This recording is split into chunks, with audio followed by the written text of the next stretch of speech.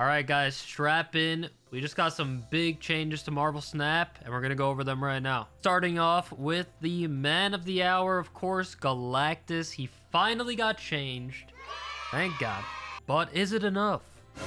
Second Dinner decided that Galactus was being played a bit too much and his win percentage was too high, so they made a change to him, and he's now going to be a 6/7 on reveal. If you're winning this location and this is your only card here, destroy all other locations. So yes, you can still do the same wave combo, but now that 7 power has to be winning you that location in order for the other ones to be destroyed. So that does mean that there's more counterplay to this card, and you don't have to only run tech cards like Polaris or Juggernaut, something like that, in order to stop Galactus from triggering.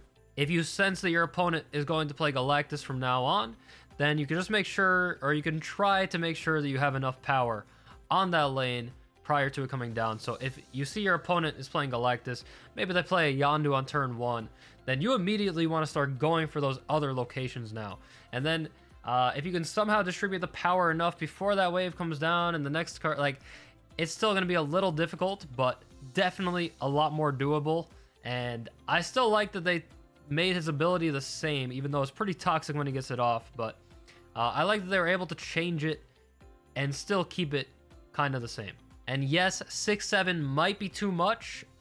They did say in the patch notes that making it this way allows them to just change it in future OTA patches, which happen pretty much every single Thursday. So if they see that this needs to be tuned down, they can just tune it down pretty quickly, as opposed to having to change the whole text again, which requires a whole new patch, which would take probably around a month. I think this is a healthy way to make Galactus still viable, but counterable.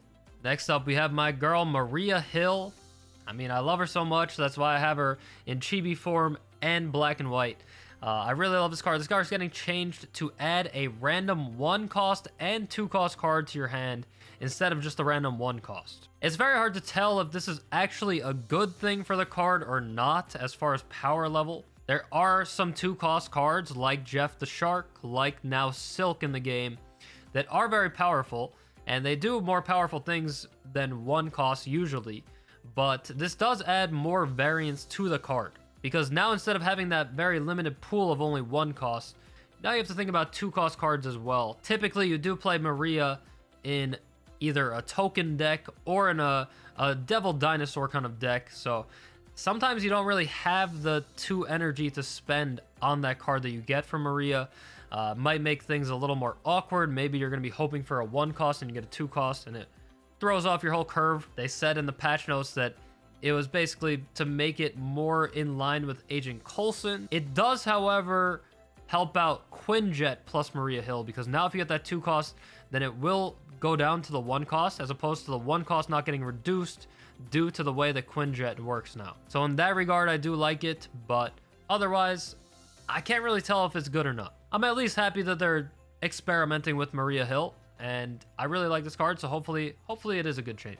Dazzler is finally getting an update, going from a 4 cost to a 3 cost, and going from 4 power to 2 power, but now the new ongoing effect is +2 power for each location that is full on your side. I really like this change because the way that Dazzler was, you had to fill up every single location, have your opponent not have something to destroy anything on your side, and then the benefit wasn't even that great. New change is still a little underwhelming, but at least it seems like it's going to be a playable card in Zoo decks. Realistically, I could see you filling up 2 locations pretty consistently, so this card would be a 3/6, which is pretty solid.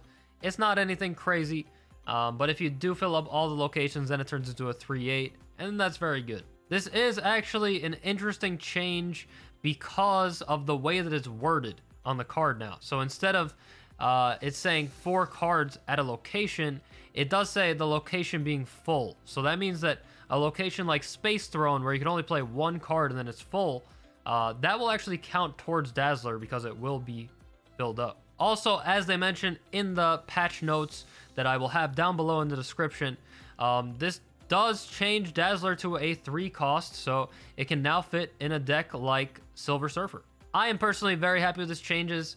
Very happy to see a new light shined on some of these cards that are very underplayed, and a new light shined on a card that is not underplayed, like Galactus. And on top of these changes that we're getting, we're also getting Conquest mode today, so I feel like it's a very good time to play Marvel Snap. I'm excited to get my games in today, and I hope you guys have a good time on ladder. Let me know down below what you guys think of these changes.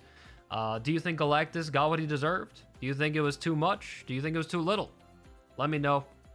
Thank you for watching. Peace out.